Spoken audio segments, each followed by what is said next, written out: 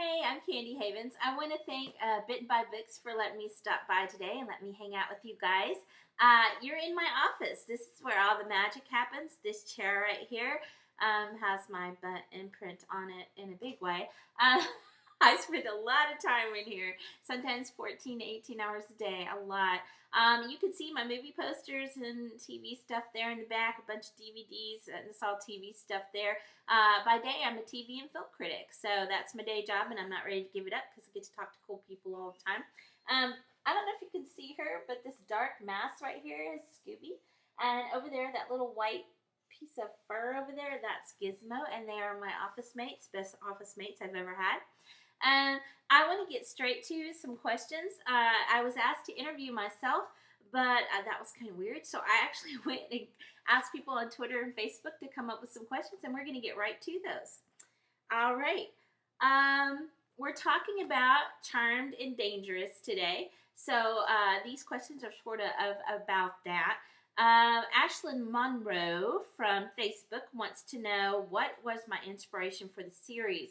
Actually, it was inspired by Joss Whedon and J.J. Abrams. Buffy was getting ready to go off the air. I was a huge fan of Alias, and I wanted to create my own tough chick, and writing a book about one was the one way I could do that. So both of those guys were very instrumental in launching my career. So I should probably say thank you to them next time I see them, right? All right, Lisa Dean Gale from Facebook said, do you base any of the characters, especially Bronwyn, on yourself? No, not really. There's probably a lot of me that comes through, especially in those first books with Bronwyn. Yeah, probably my sense of humor definitely comes through. And a lot of the storylines in those books were things that were going on with me in my life at that time. So there's probably a little bit of me in every character, all right.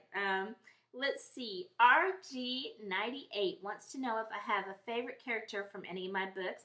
No, that would be like picking a favorite child. And what other books besides Charmed and Dangerous are in this series? Ooh, thanks for that. Besides Charmed and Dangerous, there is Charmed and Ready and Charmed and Deadly. So thanks for that. David7118, what made me decide to want to write a book about a witch? The truth is, I'm a big fan of magic. Have been my whole life. Mary Poppins is one of my favorite movies of all time.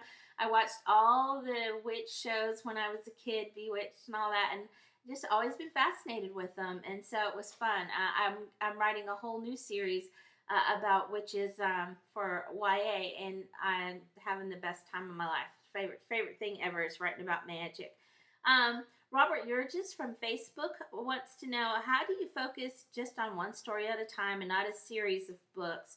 I've had to teach myself to focus. I am very scattered. I'm all over the place, in my normal life. But when it comes to work, I've had to teach myself to focus. I turn off that day job back there and focus on whatever book is in front of me. And I've had to teach myself that. It does not come naturally at all. Mandy R wants to know what is on my desk.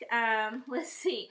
I have a lot. Oh my gosh, you see the mess back there? This desk is way worse. And it's worse because I just came off of 2 different deadlines. So let's see. Here's upcoming episodes of Justified. We have a new show here, Memphis Beat from TNT, which I don't think I've seen yet. And upcoming season of Leverage. Here's a new show, Neighbors from Hell. Haven't seen that either. Sherlock Holmes. I've been looking all over for this. I may watch that tonight. Anyway, so it's pretty crowded with press kits and stuff like that. I get all the information from this, figure out who I want to talk to, interview for the day job, and then everything goes to that pile over there when I'm done. I also have like my iPod, my iTouch, and my iPhone on here, but if I raise them up, then things will fall down. It's a very messy desk. Did I mention that? So let's see. Let's get to the next question. What color are your eyes? They are a very light green. I don't know if you can see. Yeah, it's kind of dark in here, so I don't know if you can tell, but they're real light green. Sometimes they turn blue. Depends on what I wear. And yes, they really do change colors. Maggie wants to know, how much time do I set aside each day to write, and does it come easy after all the books I've written? No, it does not come easy. Every time I sit down to write a new book, it's a totally different experience. Sometimes I write the end first. Sometimes I have a synopsis. Sometimes I don't. Sometimes I'm just sitting there flying by the seat of my pants. I'm what you call a pantser, and that's how I write. So, no, it's not easy. And I've had to teach myself to focus. I've had to teach myself, okay, you have this many hours. I can write a chapter in 45 minutes if I have to. Well, that's probably pushing a little, but I can. I've taught myself to write everywhere while I'm waiting for movie previews because my life is kind of hectic. So I've just had to teach myself how to focus, like I was telling Robert. All right. Oh, I was asked to read just a little bit from Charmed and Dangerous, so I want to do that. I'm just going to read the prologue. It's a very, very short prologue, so stay with me here. This is from Charmed and Dangerous, Sunday, 5:30 a.m., Sweet, Texas. This day has great possibilities.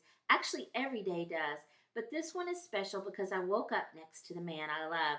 Oh, it took me a while to realize it, but he's the one.